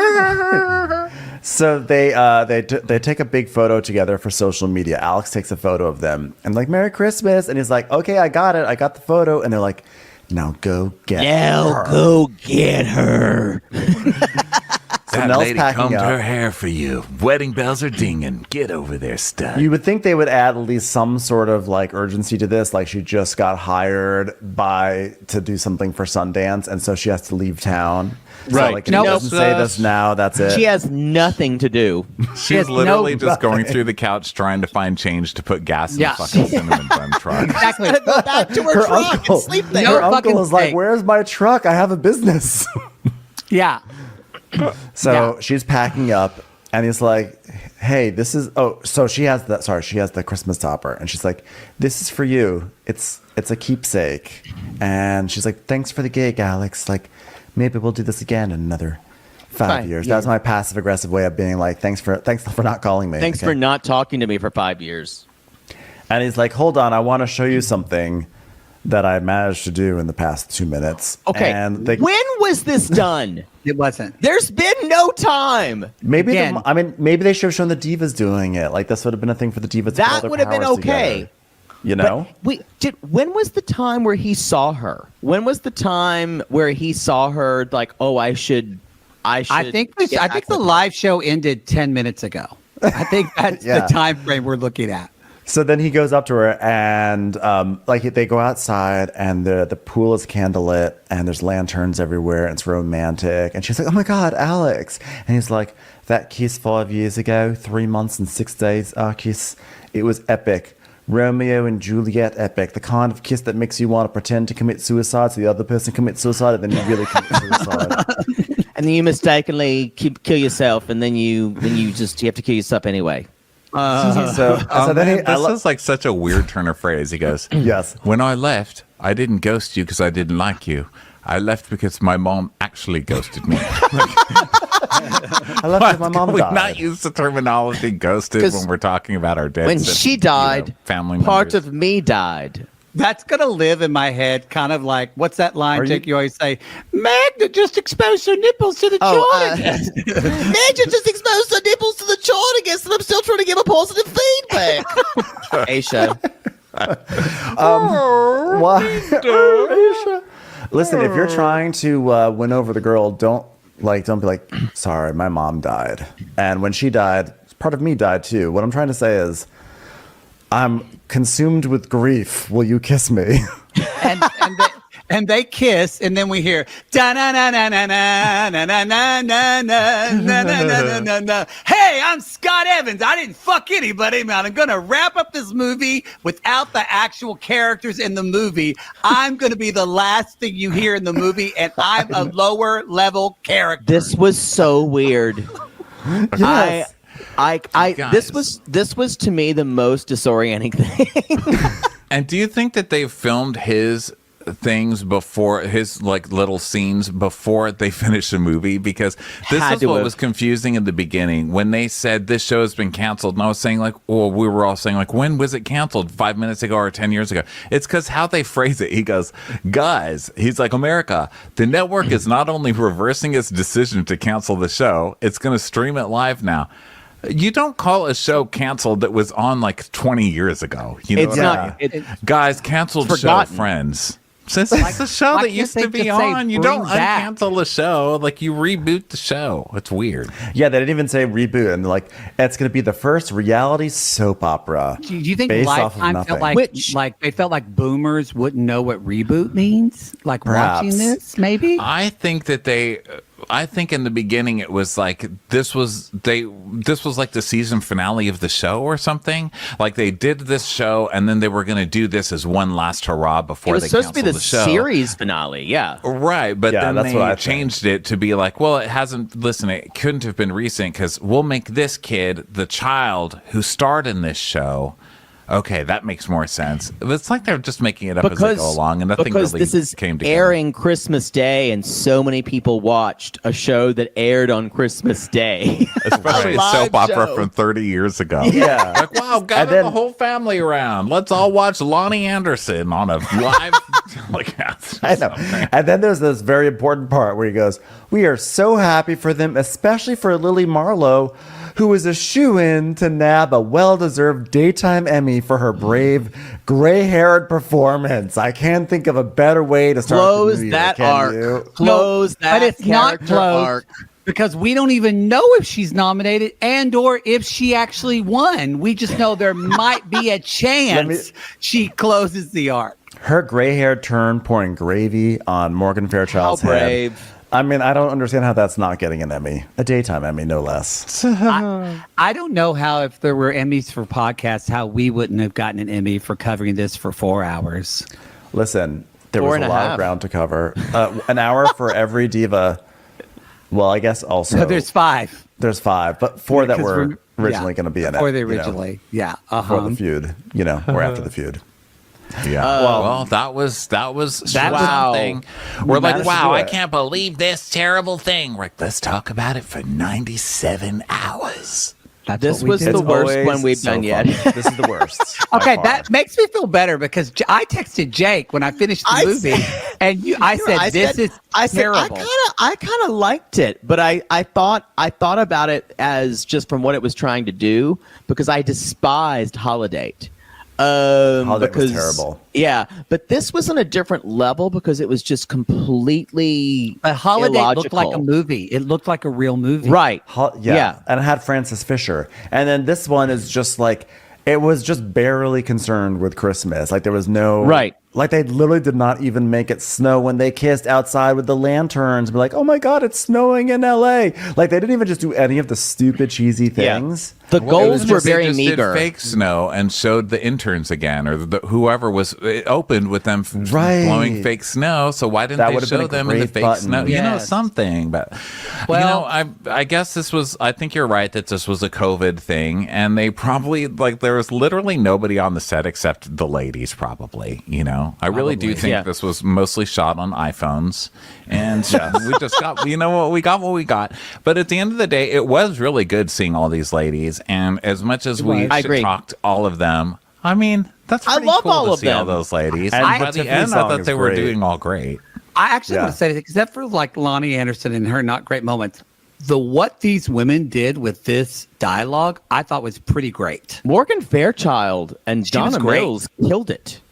Yeah, I think Linda so too. Gray. And actually, Linda Lonnie Gray killed killed it it. for Lonnie. I mean, that's always how Lonnie Anderson has been. She was like that literally in every show she ever did. They should have made her more of like an airhead though, because that was always her character, right? She was just like a bombshell airhead. Yeah, and just in general, it would have been great if the women had any sort of, personalities that were different from each other. Yeah. But y'all, a vamp, the director was terrible. That actress should never work again. Wow. She was absolutely awful. It was not. It was. I still am like mad about the cinnamon, like the cinnamon roll truck. Like I don't understand why that was there. Like why are you putting this element in here that we never see again for the rest of the movie? No. But it was like many other elements. So. But I'm so glad that we got to do this again. I'm It's so so glad fun. we got It's to always spend fun time together. with you guys. For These sure. are kind of like the men I think I have relationships with. It leaves a bad taste in my mouth at the end, but then in a year I forget about it and do it all over again. Exactly. A lot of our listeners say, "This is my holiday. This is my Super Bowl." This is my This Roman is Empire. definitely like My Roman Empire. anybody I've dated where I literally write down things that I need to pretend never happened. Okay, so, lots of time codes in here to go strike the record. Strike, lots to cut. Strike that. Strike that and strike that. Thank you everyone for listening. Thank y'all. Of course, Thank be sure y'all. to follow. Thank y'all. Be sure to follow everyone on social media, much like Donna Mills's character. So social media account. Social media. Social media website. social Did you media notice that account, one time my website. she would say my social media website? And I went, it's not a website, honey. So my we're God. at Watch What Crappens. You guys are at Reality Gaze on Podcast. At Reality Gaze Podcast. podcast on Instagram, etc. We are actually at What Crappens on Twitter, but We are everywhere else Reality we're at Gaze. Watch What Crappens. We are Reality Gaze Pod on Twitter, and on the TikTok, we are Reality Gaze. Wonderful. Thanks everyone for listening, and we'll catch you. Happy holidays, everyone. Happy Love y'all. holidays. Love ya. Bye. Watch What Crappens would like to thank its premium sponsors. Ain't no thing like Allison King. Ashley Savoni, she don't take no baloney. Stroll in the park with Caitlin Clark. She's not just a Sheila, she's a Daniela. Hitchels. Aaron McNicholas, she don't miss no trickolas. She's never scary, it's the Green Fairy. Jamie, she has no last namey. Hava Nagila Weber. Know your worth with Jason Kurth. She's the wind beneath our Jennifer Wing. Sip some scotch with Jessica Trotch. She's always supplying, it's Kelly Ryan. Kristen the Piston Anderson. Let's give a kisserino to Lisa Lino. Megan Berg. You can't have a burger without the Berg. The Bay Area Betches, Betches. And our super premium sponsors. Somebody get us 10 cc's of Betsy MD. We're taking the gold with Brenda Silva. Let's get real with Caitlin O'Neill. Don't get salty with Christine Pepper. Can't have a meal without the Emily Sides. Nobody holds a candle to Jamie Kendall. She's not harsh, she's Jill Hirsch. She's a little bit loony. Junie. My favorite Murdo, Karen McMurdo. We love him madly, it's Kyle Pod Shadley. Let's go on a bender with Lauren Fender. We want to hang with Liz Lang. The incredible edible Matthews sisters. Give him hell, Miss Noel. She's the queen bee, it's Sarah Lemke. Shannon, out of a cannon, Anthony. Let's take off with Tamla Plain. She's quite the catch, it's Victoria Cotchett. She ain't no shrinking Violet Kuchar. We love you guys. Hey Prime members, you can listen to Watch What Crappens ad-free on Amazon Music. Download the Amazon Music app today. Or you can listen ad-free with Wondery Plus in Apple Podcasts. Before you go, tell us about yourself by completing a short survey at Wondery.com/survey.